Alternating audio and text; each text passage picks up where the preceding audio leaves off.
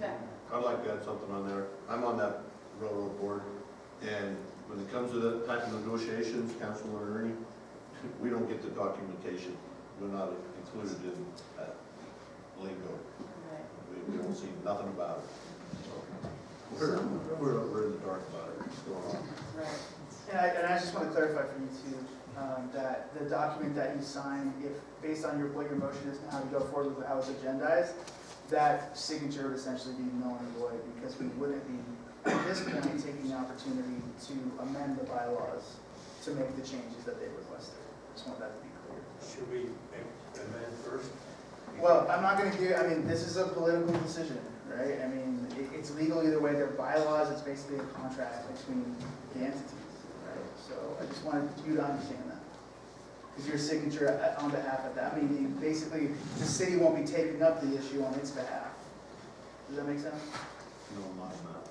Well, okay, because if you move forward with the item as written, right, that she currently possesses, she's been elected by this board, not by the public, right? That's the statutory language.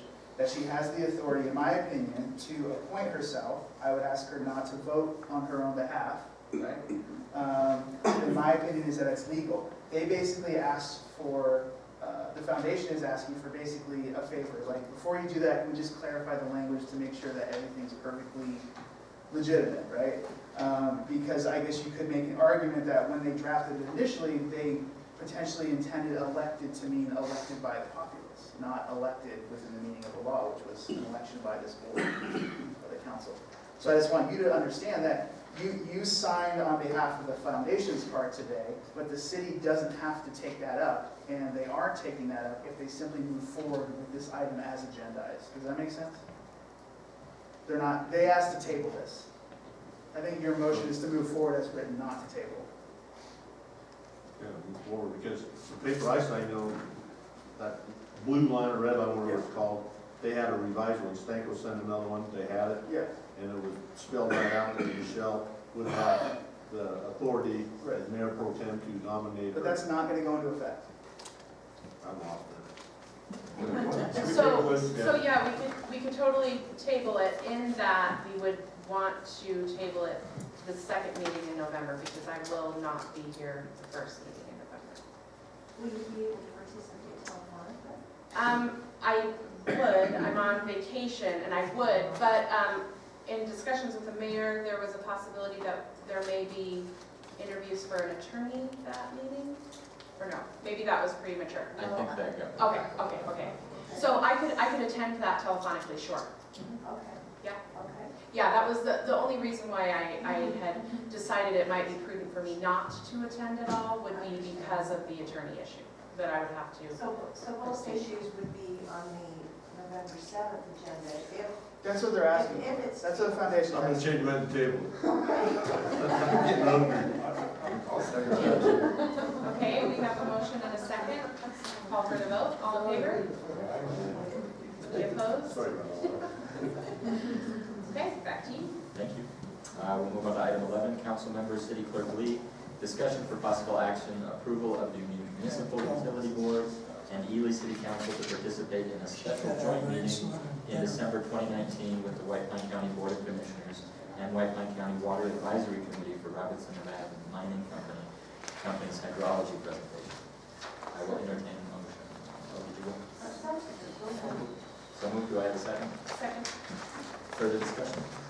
So Robinson requested that we have a joint meeting with the county for this presentation. So their hydrologist can just come once. Apparently their hydrologist will be located, so that would help them a lot. They have reserved the library for December 11th. And our hydrologist that we hired as a second opinion can make that meeting. We have a forum vote. So we have a motion and a second. Do we have any further discussion on this item? I'm trying to remember the date that that was. What day of the week is I that? believe it's Wednesday. It is a Wednesday. 4:30. 4:30. Any other discussion? All in favor? Aye. Carried and so ordered. Last item, number 12, council members, city attorney file. Discussion for possible action, approval to go forward with or opt out of negotiation class for ongoing opioid lawsuits created by a recent decision in federal court. Ron, you want to give some background? Yeah, I'll go quick. So we are automatically in a federal class action lawsuit to sue the drug companies over the effects of opioid use in our community. It's been sanctioned by the courts, there are rules. We can opt out of that litigation, but we have to do so before November 22nd. I think the most important document that anybody needs to see is they have a whole website set up to how they would break down the proposed money right now. And unless there's an agreement between the county and the city, I don't know how they came up with this, but it's broken down, 48,000 goes to the county, 2,000 goes to the city. So, yeah, no, I pulled this today, and I had no idea, so I was like, wow, that's good. So, what the other option is to opt out and to hire a lawyer to pursue this litigation on our own. Now, you can do that in a number of venues. Currently, there's a law firm, and I believe they're based out of Las Vegas, that is representing the state of Nevada, it's representing Clark County, it's representing Las Vegas, it's representing Reno, it's representing Washoe County, Lyon County. It's representing a number of state political subdivisions in a lawsuit against these drug companies. And they have, I submitted their fee agreement. It's a contingency fee agreement. We don't pay them unless they win on our behalf. And if they win on our behalf, they get 25% of whatever we settle for, which is, for us to break even at this point, not very much, considering that we're only going to get $2,000. So that's the other option. I think that the city can go in any direction it wants. We can do our own lawsuit if we wanted to and undertake that cost. And I don't want to discourage that, but I think it would be sort of immense given the population that we have, because you still have to prove causation. You have to do all the things that this firm is going to be able to do on a grand scale, and then you also have to win in that individual case. I believe that opting out of the litigation and signing up with this firm would be in the city's best interest, because I think, given what the stakes are, the upside is potentially higher. So. And we do have a serious opioid epidemic. We do, yeah. I just break up this afternoon, I have the opportunity to go through it. Yeah. I don't know how much I could understand anyway. I mean, that document is not really the critical one. I mean, yeah, this one here, I mean, just kind of breaking down what the potential settlement amount is. I mean, they're talking about $1 billion settlement, and the city of Ely would get $2,000. So, I don't know. It's up to the council, but I think, even if we were talking about the amount of money that the county may get under the terms that the judge has already approved, that may be a closer decision, right? Because we could walk away with nothing. Right. We're not going to be assessed any costs. It's just a typical sort of personal injury type fee structure where if you don't win, you don't pay, and they would take 25% of what the city would get. So in this episode of Let's Make a Deal, we're being offered $2,000 Or some other settlement right. yet to be And I'm determined. not offering that. I'm telling you that's what your options are. Those are the options. Yeah. Or home to the county line.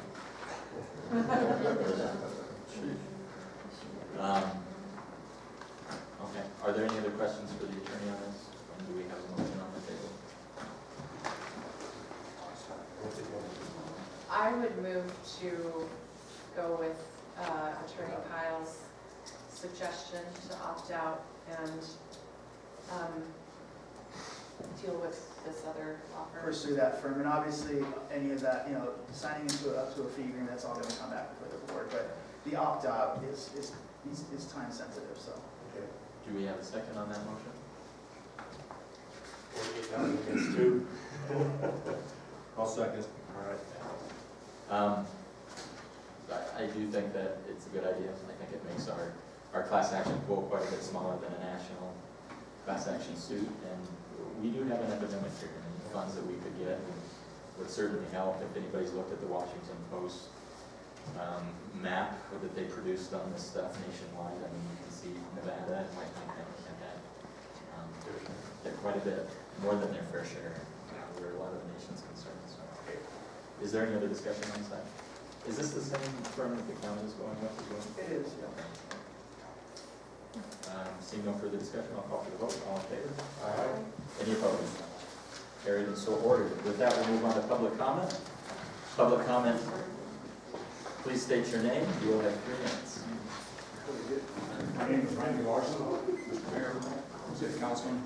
I want to address the comments that were made earlier regarding the appointment to a board member of the Nevada River Railroad, and the fact that being an ex-board member, I want to make it perfectly clear that when you step across that line to a non-profit corporation as a board member, you are no longer a city council member, and you have a fiduciary responsibility to the railroad to conduct those thoughts and the benefit of the railroad. Therefore, for either members that make that move, you must be able to make a determination before you go there that you are independently thinking about each situation before you make that move. That's all I have to put on that, and I would suggest that you might talk with the council for the railroad before you move forward. Thank you, Randy. Other public comment? Voting Dolan. I'm not sure of the rules, but am I allowed to ask a question? Or is it just like statements? It's just comment. Okay. So as far as I understand, like Councilman Alt, we're supposed to abstain from any fire department related stuff due to his involvement in the fire department. So I kind of have that as a concern initially, like how he opted to take his paramedic thing off the table. Furthermore, we've had a citizen come up, offer to pay the $1,500, which you guys should all know. And yet we're still citing the financial as a problem for this program. When the insurance issue came up here, there was unknowns about the budget, but there was no financial study requested there. I find that as a great concern. And furthermore, I find that the council is acting reckless and irresponsible to play with people's lives. Thank you.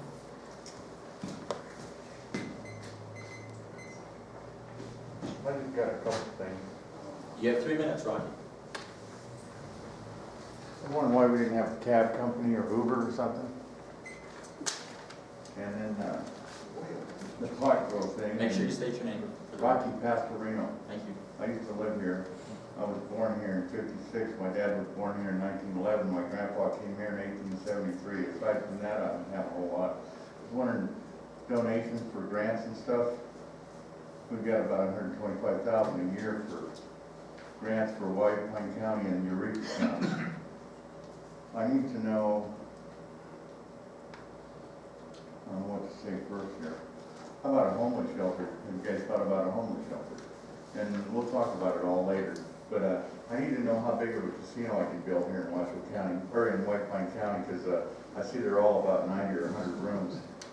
So we'll get together and we'll do some talking. That's about it.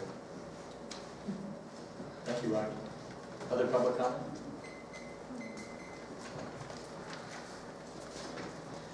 Hi, I'm Gloria Labron, and the only thing I would like to tell you about, you guys, some of you guys know, some of you guys don't know, but my trailer park was basically shut down. So I'd like to help you guys on, getting those housing, because I got like 5 lots open on the trailer park. So if you guys talk about it and see if you guys would work with me, and so I can have my business back, to function, as long as I have it anyway, because right now, as they leave, I can't replace. So I would like to keep my business running as long as I have it. So that's all I have to say. Thank you, Gloria. Thank you.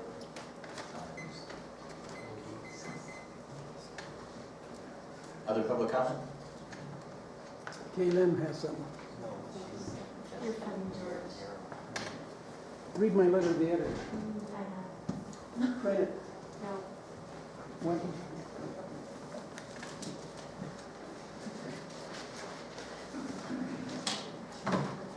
you, Mr. Mayor. Mr. Mayor, it appears the building inspector is using city-county vehicle normally used for inspections for personal use, using Eureka on September 13, 2019 with his wife. Is his wife or others authorized to, and insured to be in the government vehicle? Does the building inspector get a fringe benefit? Is that wage computed and reported as taxable income and reported on the W-2? I'd like to know that. Mr. Mayor, in the past, building permits are supposed to be bright yellow or bright green, so they need to be identified. That's not happening. Mr. Mayor, Airbnbs that rent nightly or weekly need a business license. Those that want to be included in advertising, the Fair and Rec Board or any other venue need to be paying room tax. Bottom line, they need a city business license and they need a state license. They're not renting by the month, strictly nightly or weekly. You cannot have Airbnbs in a red light district. You cannot advertise prostitution. You gotta look at your rules and regulations. Where's your building inspector? Mr. Flink stated he had concerns with finances of the city, yet he sat on a board who gave out over $300,000 in bonuses, averaging over $50,000 a year.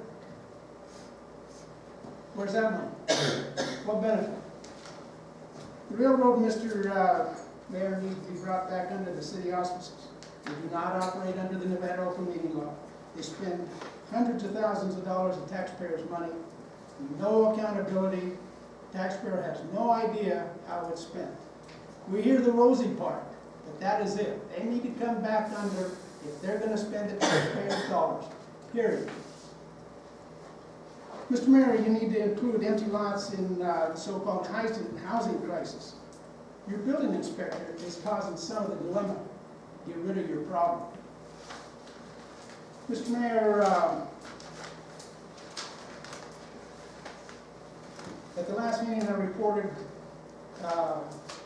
2 vehicles removed from my property at 490 High Street. They're older vehicles, considered antique value of several thousand, restored even more. In the past, I requested a complete list of all vehicles that were taken from private property, not just mine. I want to know who authorized that, when did the council approve that action, who removed the vehicles, and at which location are they located at now. Hopefully the city didn't sell those vehicles. You can't do that. You have someone running rampant, Mr. Mayor, and it needs to stop.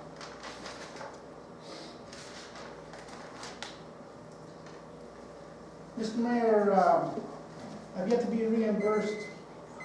Thank you, Drew. I want my money. Don't just nod, send me the check. I won't go to bid this evening. Any other public comment? None? No? Any other public comment?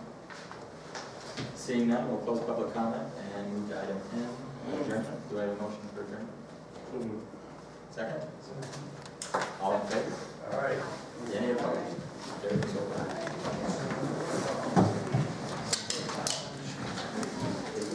How you doing, Trevor?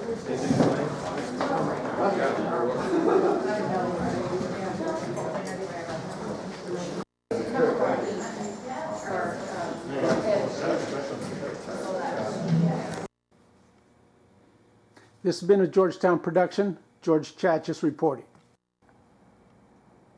The preceding program was sponsored by The Greek, Ely's Radio Shack dealer at 570 Altman in downtown Ely, and brought to you as a public service by KGTV, Channel 10 in Ely, Nevada.